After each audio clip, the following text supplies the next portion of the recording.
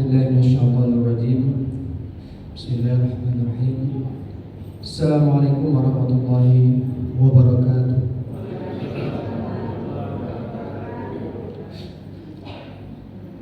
الحمد لله رب العالمين الذي قائل وأن تصوموا خير لكم إن كنتم تعلمون. أشهد أن لا إله إلا الله وحده لا شريك له وأشهد أن محمدا عبده ورسوله. اللهم صل على سيدنا محمد وعلى آل سيدنا Muhammad.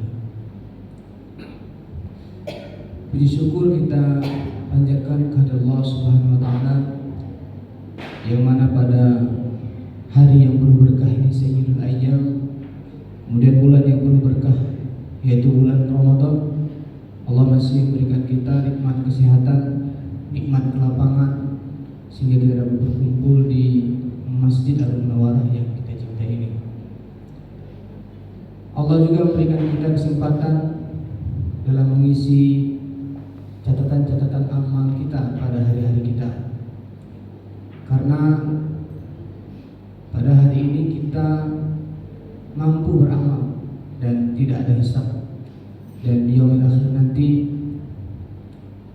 di sana ada hisab namun sudah tidak ada amal.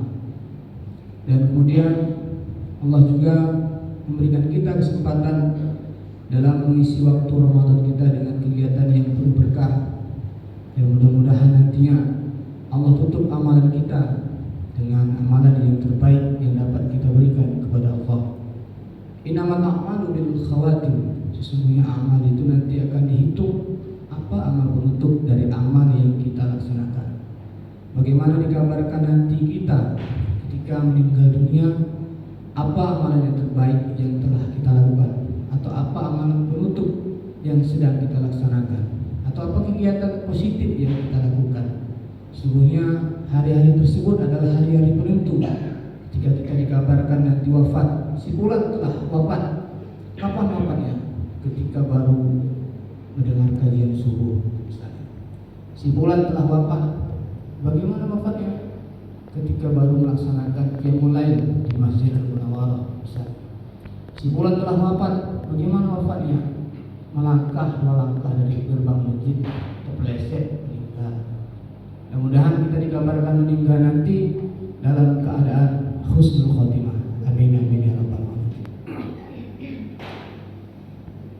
Salawat dan salam tidak lupa kita selalu panjatkan kepada Rasulullah SAW dengan berbanyak salawat. Allahumma sholli ala sayyidina Muhammad wa ala alihi sayyidina Muhammad. Assalamualaikum ya Rasulullah, assalamualaikum ya Habibullah. Dengan berbanyak salawat kita berharap nanti mendapatkan syafaat di yaumil akhir. Amin amin ya rabbal alamin. Bapak-bapak, ibu jemaah Masjid Al-Munawwarah yang dirahmati oleh Allah Subhanahu wa taala. Dalam pembukaan Fatimah tadi kami telah membacakan surah Al-Baqarah yang ke-184 di akhir suratnya, yang berbunyi wa antasumu khairul lakum in kuntum ta'lamun. Allah mengatakan kepada kita, sesungguhnya puasa itu lebih baik padamu jika kamu mengetahui. Allah Subhanahu wa taala memberikan perintah puasa kepada kita. Makna tersirat banyak sekali Bapak Ibu sekalian. Salah satunya adalah dari segi kesehatan. Seperti yang kita paparkan sebelumnya, manfaat puasa ini untuk kesehatan sangat banyak. Ketika kita melaksanakan puasa, masuk ke 8 jam pertama, maka energi yang dipakai di tubuh kita itu tidak lagi memakai energi yang biasa kita pakai, atau kekuatan tubuh kita atau semangat kita tidak memakai energi yang biasa. Biasanya kita kalau bergerak itu memakai yang namanya glukosa. Glukosa itu adalah terbuat dari gula. Ketika lebih dari 8 jam kita berpuasa, maka yang terpakai dari energi kita adalah lemak kita, atau lemak yang ada pada tubuh kita. Maka dari itu ketika orang berpuasa, dia akan mengalami penurunan gula darah atau gula darah bisa normal. Artinya orang-orang yang pernah penyakit gula kalau sudah berpuasa itu bisa normal gula. Yang kemudian orang yang memiliki kolesterol yang tinggi ketika terjadi puasa tadi, maka kolesterol yang ada pada tubuhnya itu akan sampai ke batas normal. Maka itu adalah asbab dari berpuasa kita dari 8 jam yang pertama. Nah, kita kan 14 jam, ada 13 jam berpuasa. Yang selanjutnya, apabila seorang itu berpuasa sampai ke 12 jam, ada yang 14 jam tidak makan tapi hanya minum saja ketika telah berbuka, sampai ke 16 jam. Bapak-bapak dan ibu jemaah sekalian, inilah yang dinamakan puasa yang sangat-sangat berpengaruh untuk kesehatan. Ada namanya autopagi kalau dalam istilah medis. Auto itu otomatis, pagi itu memakan. Ketika kita berpuasa 12-16 jam, maka sel atau jaringan yang terkecil pada tubuh kita yang sudah rusak, yang tidak bermanfaat, itu dimakan oleh sel-sel yang sehat, sehingga kulit kita akan terbebas dari sel-sel yang tidak aktif lagi atau sel-sel yang tidak bermanfaat. Ada lagi yang namanya detoksifikasi kalau istilah medisnya. Detoksifikasi ini adalah proses pengeluaran racun dalam tubuh kita. Walaupun sehari-hari kita akan mengalami hal tersebut melalui hati kita, melalui empedu kita, melalui lambung kita. Namun ketika Ramadan 12 jam, 16 jam kita tidak makan, kita buka nanti minum sedikit, makan cuma sedikit saja untuk sunnahnya. Kemudian lanjut kita menahan puasa sampai 16 jam sampai bulan 9, tanggal jam 9 baru makan dengan agak berat. Maka yang lebih dahsyatnya lagi, kalau ada inang ataupun induk kanker yang ada pada tubuh kita, itu akan dimakan oleh sistem yang kita bilang tadi. Ini adalah dahsyatnya puasa, Bapak Ibu jemaah yang dirahmati oleh Allah Subhanahu wa taala. Makanya tidak ada alasan kita untuk tidak melaksanakan puasa. Kalaulah kita memang memiliki penyakit yang berat, mari kita konsultasi dengan dokter-dokter yang ada di sekitar kita.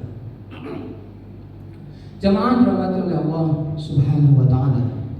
Selain daripada hikmah yang tersirat puasa tersebut, mari kita laksanakan kegiatan-kegiatan yang positif yang bisa kita laksanakan. Salah satunya adalah dengan melaksanakan tadarus ataupun mengkaji Al-Quran. Jemaah yang dirahmati oleh Allah Subhanahu wa taala.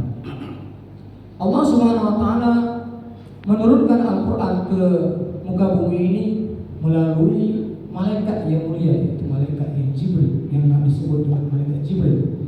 Yang kemudian Allah Subhanahu wa taala menurunkan Al-Quran ke muka bumi ini di bulan yang mulia, yaitu bulan Al-Quran, bulan Ramadan yang kita rasakan atau yang kita saat ini yang sampai pada detik ini. Sebelum Ramadan kita berdoa kepada Allah, Allahumma barik lana Rajab wa Sya'ban wa ballighna Ramadan.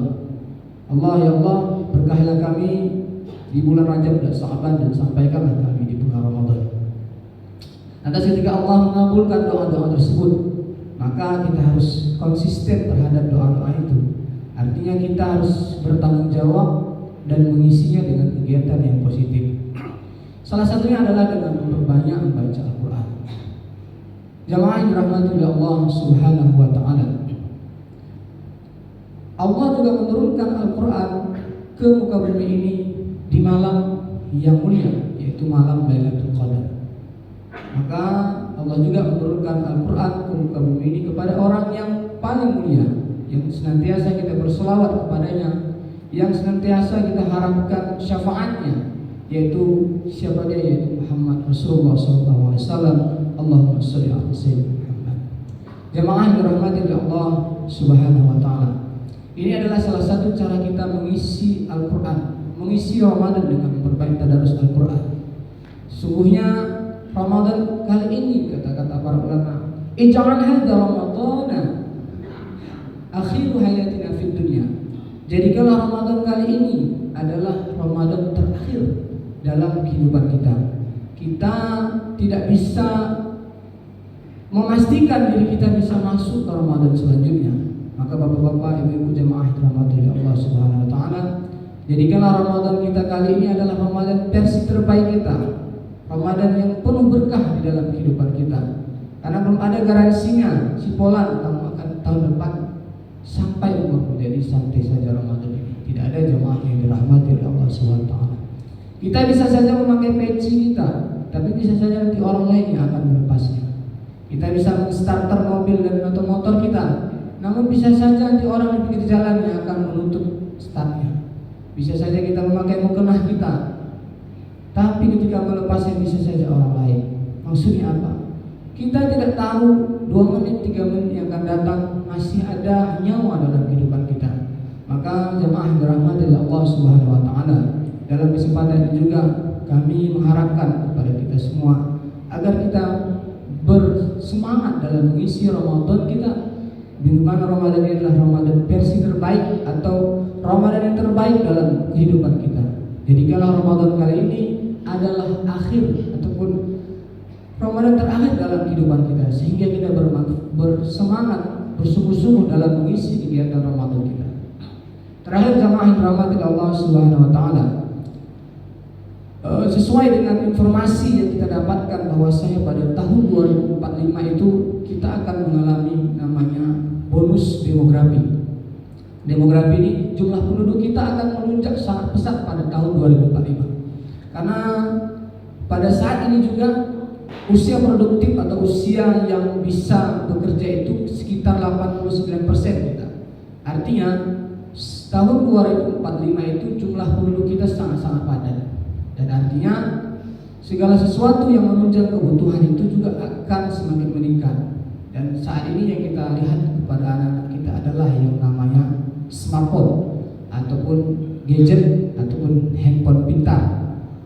Jamaah yang dirahmati Allah Subhanahu wa taala, tujuan saya menyampaikan ini adalah saat ini kita tidak bisa lagi mengatasi atau membendung kemunduran teknologi itu.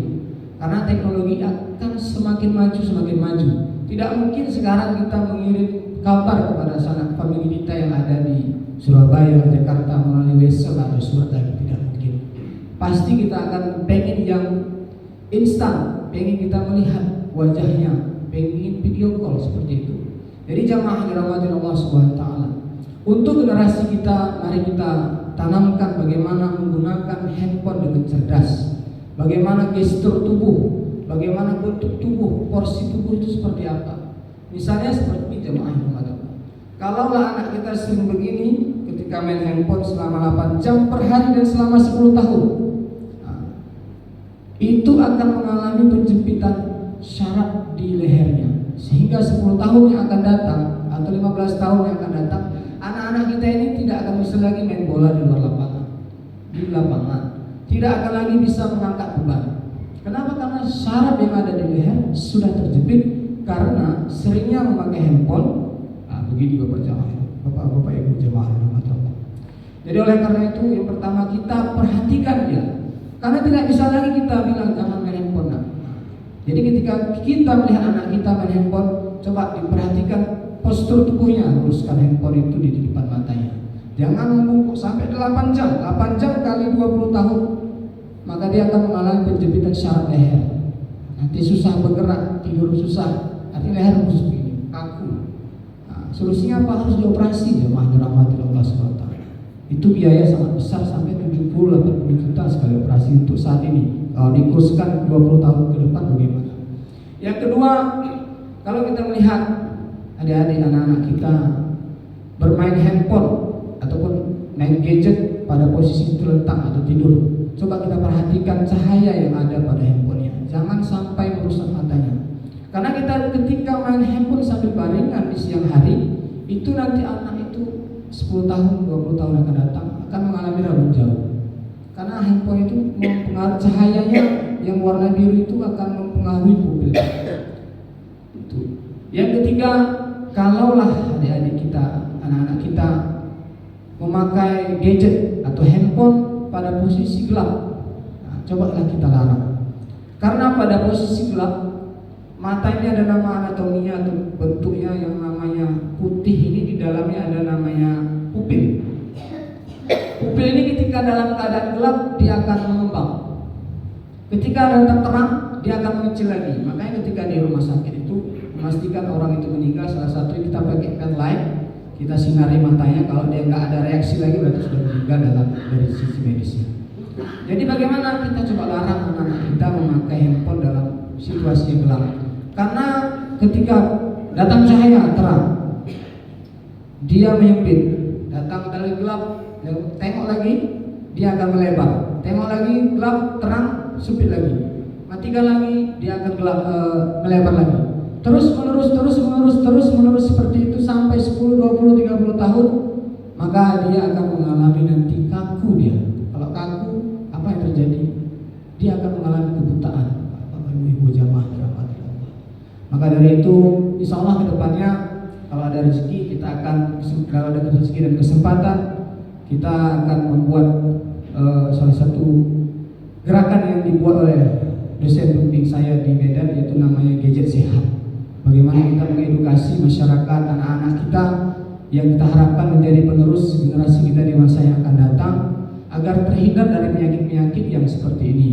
Ini memang menyamankan dia sekarang, tapi 10-20 tahun akan datang itu sangat-sangat tidak sehat untuk mereka. Baiklah jemaah yang dirahmati Allah Subhanahu wa taala, demikianlah sedikit penyampaian informasi dari kami. Lebih dan kurang kami mohon ampun kepada Allah yang benar miliknya, mutlak milik dari Allah Subhanahu wa taala, yang salah mutlak itu milik dari saya. Kita akhiri dengan doa kifaratul majelis. Subhanallahumma wa bihamdika asyhadu an la ilaha illa anta astaghfiruka wa atubu ilaik. Assalamualaikum warahmatullahi wabarakatuh.